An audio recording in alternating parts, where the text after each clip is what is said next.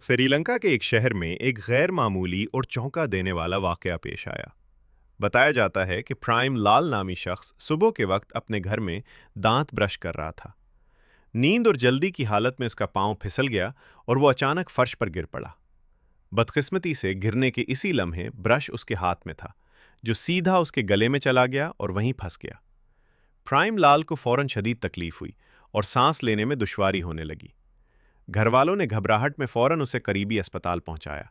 डॉक्टरों ने फौरी तौर पर हंगामी कार्रवाई करते हुए खुसूसी तिब्बी आलात की मदद से ब्रश को उसके गले से निकाला। डॉक्टर्स के मुताबिक अगर बरवक्त इलाज न किया जाता तो मामला जानलेवा भी हो सकता था।